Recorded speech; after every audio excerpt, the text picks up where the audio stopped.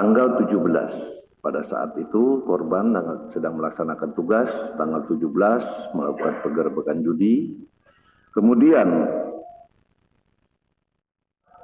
terduga yang saat sekarang sudah menjadi tersangka itu menyerahkan diri pada tanggal 18 Maret 2025, yaitu Kopda B.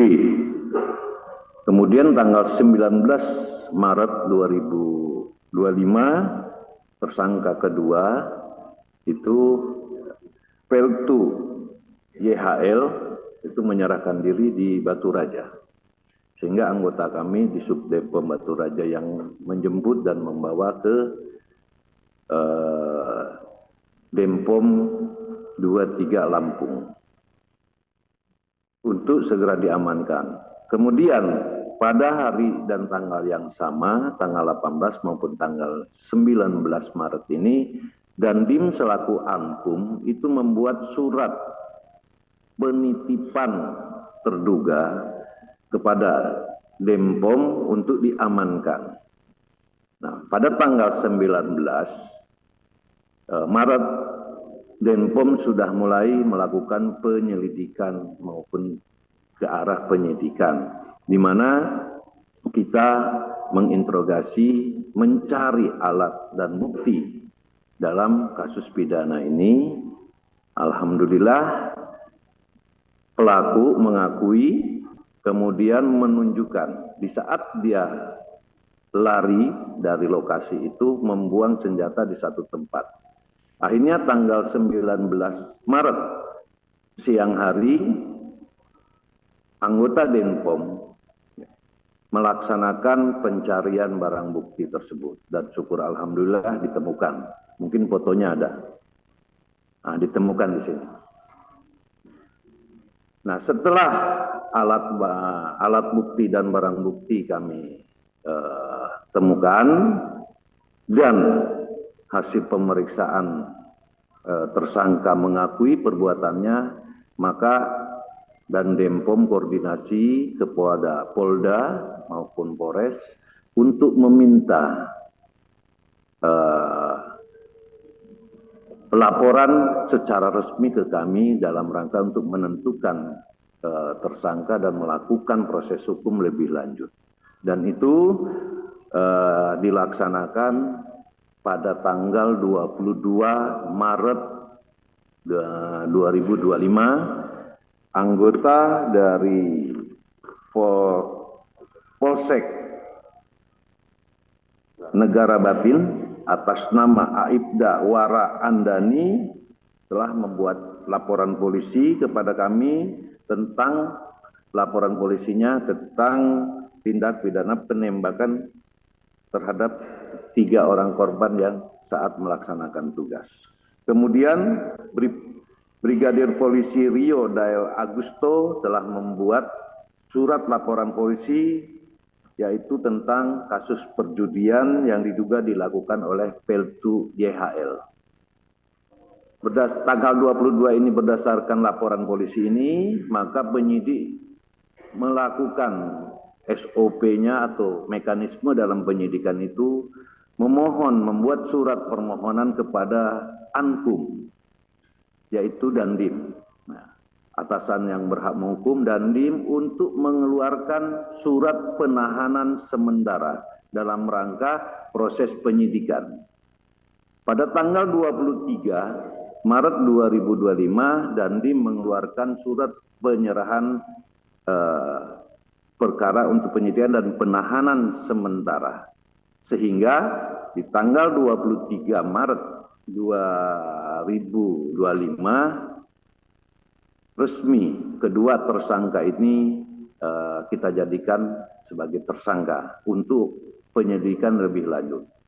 Kemudian setelah Denpom ataupun Pomdam 2 Sriwijaya menerima laporan tersebut, maka kami laporkan kepada Bapak Kasat dan Bapak Kasat memerintahkan kami untuk melindaklanjuti, membentuk tim supervisi dan percepatan dalam penyidikan ini Maka kami koordinasi dengan Kadipropam dan alhamdulillah pada tanggal 24 Maret 2025 sore hari kami beserta Karoop Propus Mabes Polri, Brigadir Jenderal TNI Polisi Pamen Simanjuntak bersama dengan Danpus Sintelat dan bersama Sintel Mabesat, tim ini datang ke Lampung.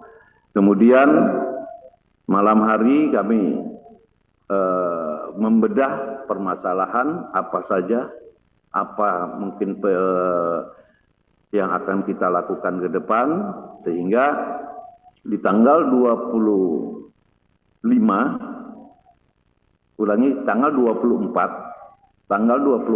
kemarin kami memohon kepada Kapolda untuk melihat hasil dari rekan-rekan Polri seperti apa, hasil dari kita seperti apa, kita padukan. Karena ini ada kaitannya, mohon izin Pak Kapolda, ada kaitannya kami memerlukan saksi polisi yang memang ada, termasuk yang dikatakan Bapak Kapolda, yaitu 2 anggota Polri, termasuk salah satunya tersangka yang berinisial K. Kemudian 1 masyarakat sipil, Ibu Nur. Tetapi kami juga di Denpom telah melakukan pemeriksaan beberapa saksi juga untuk memenuhi bagaimana proses hukum lebih lanjut. Kemudian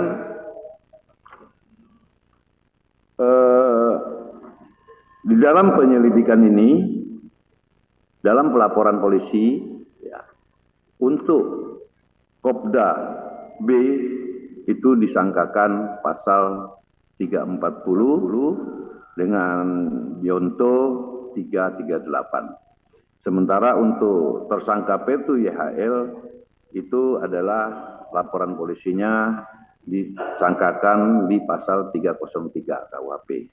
Namun untuk Kopda B karena memiliki senjata, ya, pabrikan tetapi bukan organik, saya katakan itu akan kita lakukan undang-undang darurat juga tentang senjata.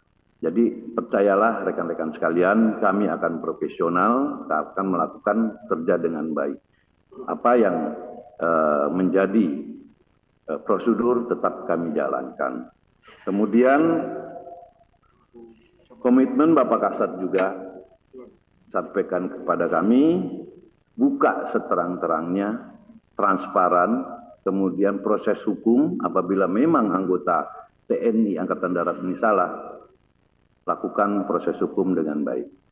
Maka kami akan berupaya untuk percepatan. Tim kami dari Jakarta 10 orang, kami akan memperkuat Denpom untuk segera menyelesaikan persoalan ini dan selalu bekerja sama dengan Polda, khususnya mungkin Dirkrim kami akan tetap lakukan. Dan jelas komitmen Bapak Kasat, kolaborasi ini harus dilaksanakan, jaga institusi kedua belah pihak yang sudah sinergitas antara TNI dan Polri, kemudian lakukan yang terbaik untuk bangsa ini. Mungkin bisa kami jelaskan seperti ini, kurang dan lebihnya saya mohon maaf. Saya akhiri. Wassalamualaikum warahmatullahi wabarakatuh.